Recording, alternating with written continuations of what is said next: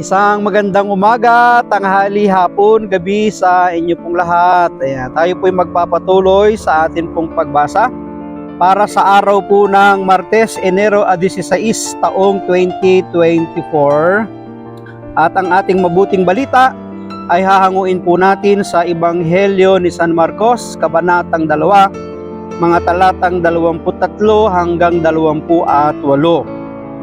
Isang araw ng pamamahinga, naparaan si Jesus at ang kanyang mga alagad sa tabi ng triguhan. Habang daay, nangingitil ng uhay ang mga alagad, kaya't sinabi ng mga Pariseo kay Jesus, "Tingnan mo ang ginagawa ng iyong mga alagad.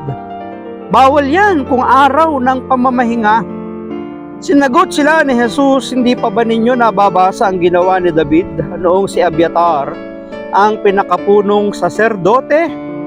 Nang siya at ang kanyang mga kasama ay magutom at walang makain, pumasok siya sa bahay ng Diyos at kumain ng tinapay na handog sa Diyos. Ayon sa kautusan, ang mga saserdote lamang ang may karapatang kumain yun. Ngunit kinain yun ni David at binigyan pa ang kanyang mga kasama." Sinabi pa ni Jesus, itinakda ang araw ng pamamahinga para sa kabutihan ng tao. Hindi nilikha ang tao para sa araw ng pamamahinga. Kaya't maging ang araw ng pamamahinga ay nasa ilalim ng kapangyarihan ng anak ng tao. Pagpalain po ng Diyos ang pagkabasa ng kanya pong mabuting balita. Ang atin pong refleksyon or pagsasadiwa ay hahanguin po natin sa aklat po ng simbahay taong 2024. Tingnan mo ang ginagawa ng iyong mga alagad. Bawal yan kung araw ng pamamahinga. Alam naman natin na napakahigpit sa pagsunod ang mga Pariseo noong mga kapanahunan na iyon. Kaya nga bawat detalye kanilang binabantayan kung ito ba'y nasusunod. At sila ay mahigpit na sumusunod, subalit ang katotohanan sinasabi ng Panginoon sa kanila, sila'y mga mapagkunwari, mapagpaimbabaw lang. Maaring pakitang tao yung kanilang ginagawa, pero kapag wala nang nakatingin, sila na ay lumalabag. Ano nga ba ang dapat gawin sa araw ng pamamahinga?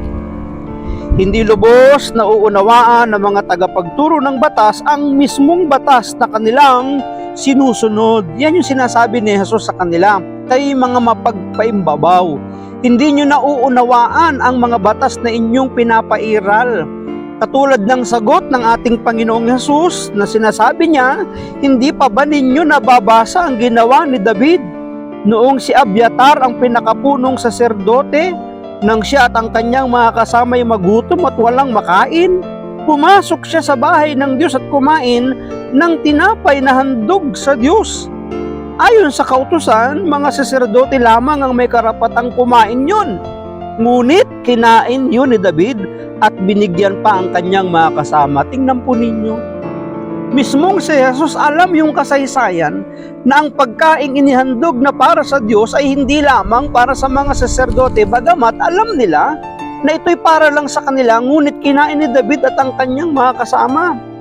Si Jesus ang katuparan ng mga kasulatan at siya ang bagong kautusan.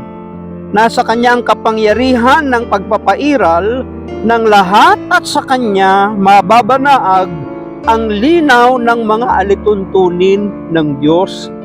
Pagsamba sa Diyos at pagmamalasakit sa kapwa ang dapat na umiral sa araw ng pamamahinga.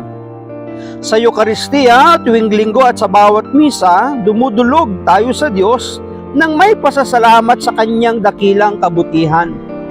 Matapos matanggap ang katawan at dugo ng Panginoon, meron tayong misyon na tumugon sa pangangailangan ng ating paligid o sa ating kapaligiran. Ang pag-ibig na ating natanggap mula sa Diyos ay nararapat na ibahagi at ipadama sa iba. Maraming salamat po sa inyo pong patuloy na pagsubaybay.